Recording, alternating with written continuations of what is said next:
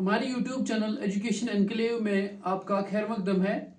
आज जो हिस्ट्री की सीरीज़ जो हम कंटिन्यूसली चला के आ रहे हैं, मुगल्स का हम पढ़ रहे हैं।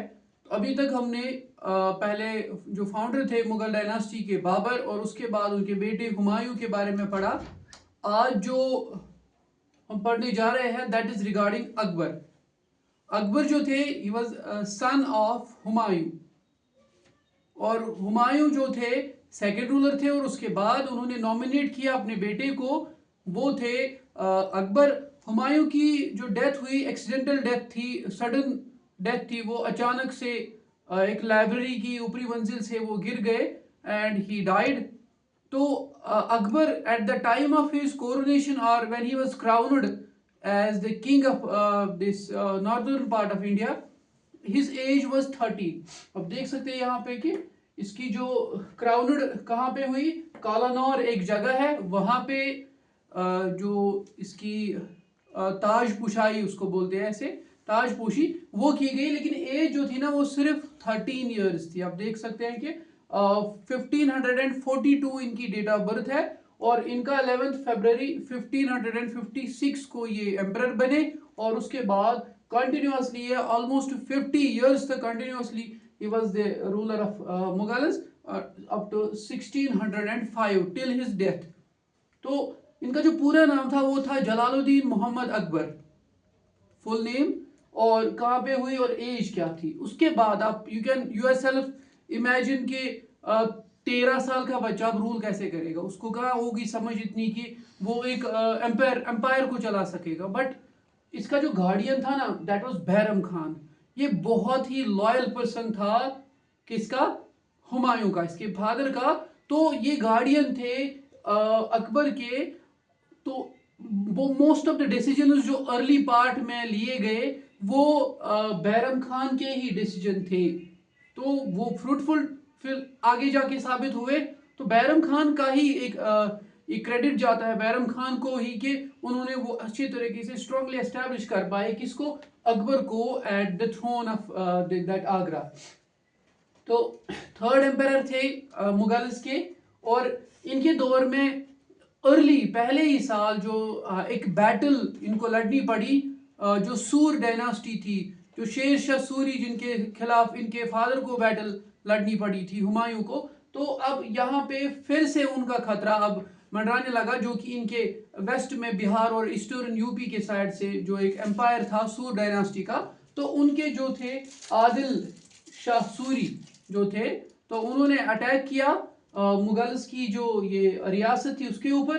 तो यहाँ से जो है बैरम खान जो है लीड किया, बैरम खान ने अपनी आर्मी को, and then he fought against those Sur dynasty. और सूर डायनास्टी का जो जनरल था, आर्मी जनरल था, वो थे हेमू। द फेमस नेम आपने सुना होगा, हेमचंद्र। हेमचंद्र विक्रमादित्य इनका टाइटल था, विक्रमादित्य इनका टाइटल था, क्योंकि एक बैटल में इन्होंने एक बैटल जीती थी, उसके बाद इनको टाइटल दिया गया था विक्रमादित्य। तो हेमचंद्र या फेमसली कॉल्ड एज हेमू किसके साइड से थे, आदिल शाह सूरी के साइड से थे, और अकबर के साइड से, मुगल्स के साइड से थे जनरल जो बैरम खान थे। फाइट हुई, सेकंड बैटल ऑफ पानीपत उसको बोलते हैं। कब हुई, 1556। तो फर्स्ट बैटल ऑफ पानीपत कब हुई, जब बाबर ने अटैक किया इंडिया के ऊपर, और वहां पे पानीपत की जगह पे जो फाइट हुई, तो उसके बाद जो है वो इब्राहिम लोदी और बाबर के बीच में हुई। तो यहाँ पे ये अब नाउ यू कैन इमेजिन कि ये कोई रिलीजियस लड़ाइयाँ नहीं थी, ये तो बस पॉलिटिकल इन नेचर थी, और ज़्यादा से ज़्यादा एरियाज के ऊपर कॉन्केस्ट करना उसके ऊपर मबनी हुआ करती। क्योंकि आदिल शाह सूरी खुद तो मुस्लिम थे, लेकिन उनके जो मिलिट्री जनरल थे ही वाज ए हिंदू। और यहाँ पे भी आप देख सकते हो एक और इंपॉर्टेंट बैटल हुई जो अकबर के ज़माने हुई, that is battle of Haldi Ghati. Battle of Haldi Ghati 1576 में हुई। किनके बीच हुई ये, अकबर की फौज जो थी किसके अंडर थी, वो मान सिंह।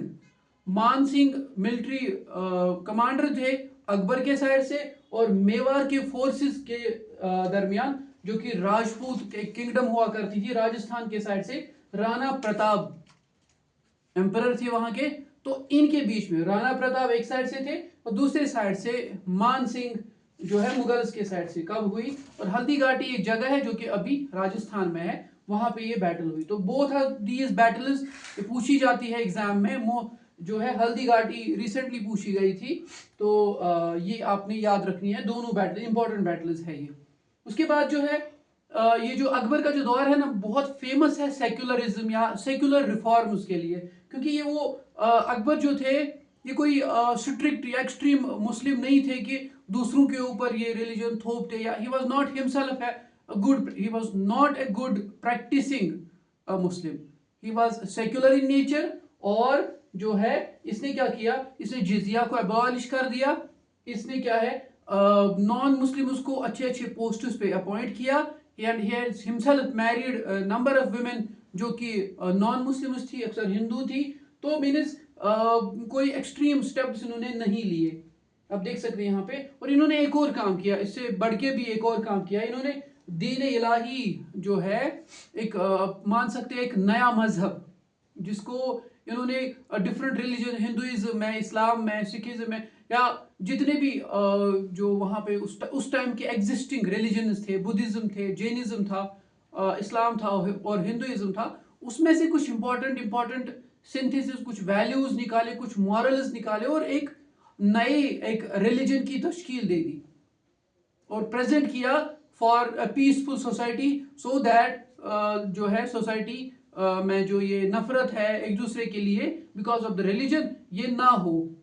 और उसको नाम दिया गया दीन इलाही। कब उसको लागू किया गया सोसाइटी के ऊपर, लोगों के ऊपर? 1581, 1581 में। और इसके पहले फॉलोअर जो थे वो अकबर के मशहूर वजीर, जिनको बोला जाता है प्राइम मिनिस्टर या मिनिस्टर, वो थे बीरबल। तो Birbal was the first follower. ये पूछा गया था एक बार कि दीन इलाही कब और कौन थे फर्स्ट इसके फॉलोअर।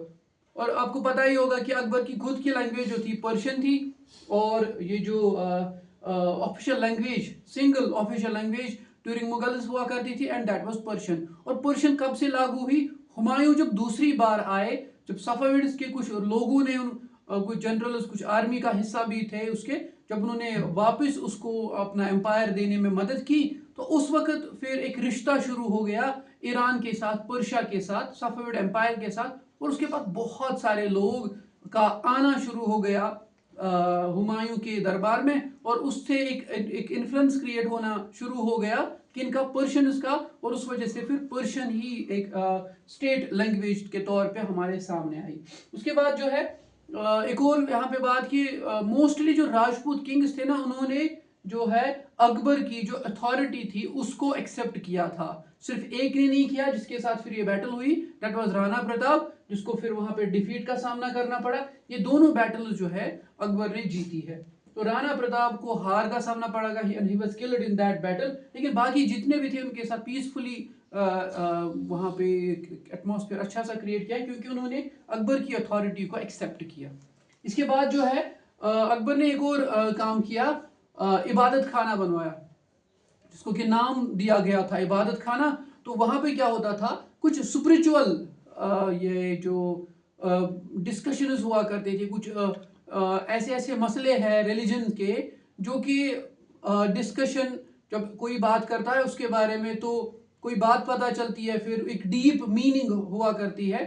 तो जैसे बहुत सारे कॉन्सेप्ट्स इस्लाम में भी है, आपको हिंदुइज्म में भी मिलेंगे, डिफरेंट रिलीजन्स में मिलेंगे, उन पर एक डिस्कशन हुआ करता था by those different philosophers and those scholars and Sufis used to take part in that those discussions। एक दिन मुकर्रर हुआ करता था और उस दिन सब आते थे और डिस्कशन किया करते थे। एम्पायर का जो साइज था अकबर के टाइम पे, वो ऑलमोस्ट 3 टाइम्स हो गया, और वेल्थ भी जो एम्पायर की थी वो भी ऑलमोस्ट 3 टाइम्स हो गई अकबर के टाइम पे। So you can imagine, you can yourself now imagine कि जो अकबर के टाइम पे एम्पायर कितना प्रॉस्पेरस और पीसफुल हुआ करता था। और कुछ बिल्डिंग्स जो इन्होंने, जो फेमस कुछ चीजें हैं, जैसे फतेहपुर सिकरी एक सिटी ही थी जिसको कि बनवाया, वहां पे number of mosques, number of palaces and number of those buildings they were constructed. और बुलंद दरवाजा भी जो इन्होंने ये भी बनाया, ये भी वहीं पे था। आगरा फोर्ट भी बनवाया। और एक और यहाँ पे खास बात की, ये जो फतेहपुर सिकरी जो थी, इस सिटी को गुजरात में डिफरेंट विक्ट्रीज को हासिल कर गुजरात को अपने कब्जे में करने के बाद एक उसके एक यादगार के तौर पे सिटी को क्रिएट किया गया 1573 में। तो ये एग्जाम में क्वेश्चन आया था कि कौन से इलाके को जीतने के बाद जो है अकबर ने फतेहपुर सीकरी को कंस्ट्रक्ट किया या इसकी फाउंडेशन डाली, और दैट इज गुजरात विक्ट्रीज। फिर उसके बाद ये टाउन बनाया गया। तो अकबर ने उसके बाद कैपिटल को ही ट्रांसफर किया आगरा से Fatehpur Sikri, but then afterward उसको अबेंडन किया गया। फिर वहां से कैपिटल को लेके गए लाहौर, कुछ टाइम के लिए लाहौर भी कैपिटल थी, और उसके बाद वापस आए आगरा। पहले आगरा थी अकबर के टाइम पे, कुछ टाइम के लिए फतेहपुर सीकरी, फिर लाहौर कुछ टाइम के लिए, देन फिर वापस आगरा आ गए। फिर तो आप देख सकते हैं यहाँ पे आगरा, फतेहपुर सीकरी, फिर लाहौर, उसके बाद फिर से आगरा। ये मेंशन है सिर्फ सिटीज का, ये क्रोनोलॉजिकल ऑर्डर में नहीं है। और एक और चीज है, एक जो अकबर जो माने जाते थे कि ये फॉलोवर थे किसके, एक सूफी बुजुर्ग थे सलीम चिश्ती के। सलीम चिश्ती के फॉलोवर हुआ करते थे, और इनकी दरगाह भी इन्होंने बनवाई फिर कहाँ पे, फतेहपुर सीकरी में, जो अभी भी वहां पे एग्जिस्ट करती है।